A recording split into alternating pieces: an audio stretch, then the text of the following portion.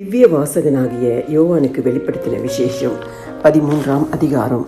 பின்பு நான் கடற்கரை மணலின் மேல் நின்றேன். அப்பொழுது சமுத்திரத்திலிருந்து ஒரு மிருகம் எழும்பி வர கண்டேன். அதற்கு 7 தலைகளும் 10 கொம்புகளும் இருந்தன. அதன் கொம்புகளின் மேல் 10 முடிகளும் அதன் தலைகளின் மேல் தூஷணமான நாமமும் இருந்தன. நான் கண்ட மிருகம் சிறுத்தையை போலிருந்தது. அதன் கால்கள் கரடியின் கால்களைப் போலவும் அதன் வாய் சிங்கத்தின் வாயைப் போலவும் இருந்தன. வலு சர்ப்பமானது தன் பலத்தையும் தன் சிங்காசனத்தையும் மிகுந்த அதிகாரத்தையும் அதற்கு கொடுத்தது. அதன் தலையில் ஒன்று சாவுக்கேதுவாய் காயப்பட்டிருக்க கண்டேன். தலைகளில் ஒன்று சாவுக்கேதுவாய் காயப்பட்டிருக்க கண்டேன். ஆனாலும் சாவுக்கேதுவான அந்த காயம் சுஸ்தமாக்கப்பட்டது.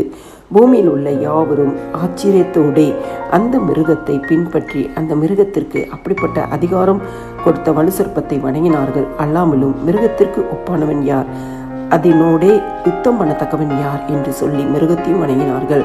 பெருமையானவைகளையும் தூஷணங்களையும் பேசும் வாய் அதற்கு கொடுக்கப்பட்டது. அல்லாமலும் 42 மாதம் யுத்தம் பண்ண அதற்கு அதிகாரம் கொடுக்கப்பட்டது. அது தேவனை தூஷிக்கும்படி தன் வாயை திறந்து அவருடைய நாமத்தையும் அவருடைய வாசஸ்தலத்தையும் பரலோகத்தில் வாசமாய் இருக்கிறவர்களையும் தூஷித்தது.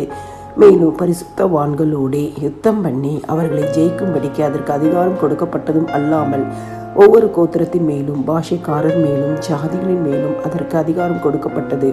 உலக தோற்றம் முதல் அடிக்கப்பட்ட ஆட்டுக்குட்டியினுடைய ஜீவ புஸ்தகத்தில் பேர் எழுதப்பட்டிராத பூமியின் குடிகள் யாவரும் அதை வணங்குவார்கள். காது உள்ளவன் எவனோ அவன் கேட்க கடவன். சிறைப்படுத்தி கொண்டு போகிறவன் சிறைப்பட்டு போவான். பட்டயத்தினாலே கொல்லுகிறவன் பட்டயத்தினாலே கொல்லப்பட வேண்டும். பரிசுத்தவான்களுடைய பொறுமையும் விசுவாசமும் இதிலே விளங்கும். பின்பு வேறொரு மிருகம் பூமியிலிருந்து எழும்ப கண்டேன். அது ஒரு ஆட்டுக்குட்டிக்கு ஒப்பாக 2 கொம்புகளை உடையதாயிருந்தது. வலு சிற்பத்தை போல பேசினது.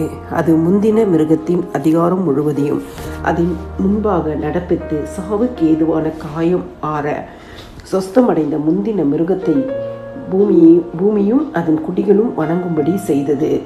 அன்றியும் அது மனுஷருக்கு முன்பாக வானத்திலிருந்து பூமியின் மேல் அக்கினியை இறங்க பண்ணத்தக்கதாக பெரிய அற்புதங்களை நடப்பித்து மிருகத்தின் முன்பாக அந்த அற்புதங்களை செய்யும்படி தனக்கு கொடுக்கப்பட்ட சத்துவத்தினாலே பூமியின் குடிகளை மோசம் போக்கி பட்டயத்தினாலே காயப்பட்டு பிழைத்த மிருகத்திற்கு ஒரு சொரூபம் பண்ண வேண்டும் என்று பூமியின் குடிகளுக்கு சொல்லிற்று. மேலும் அம்மிருகத்தின் சொரூபம் பேசத்தக்கதாகவும் மிருகத்தின் சொரூபத்தை வணங்காத யாவரையும் கொலை செய்யத்தக்கதாகவும் மிருகத்தின் சொரூபத்திற்கு ஆவியை கொடுக்கும்படி அதற்கு சத்துவம் கொடுக்கப்பட்டது.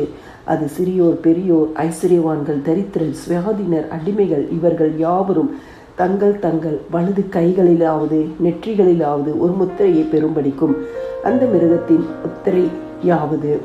முத்திரையை யாவது அதன் நாமத்தை யாவது அதன் நாமத்தின் இலக்கத்தை யாவது தரித்து கொள்கிறவன் தவிர வேறு ஒருவனும் கொல்லவும் விற்கவும் கூடாதபடிக்கும் செய்தது.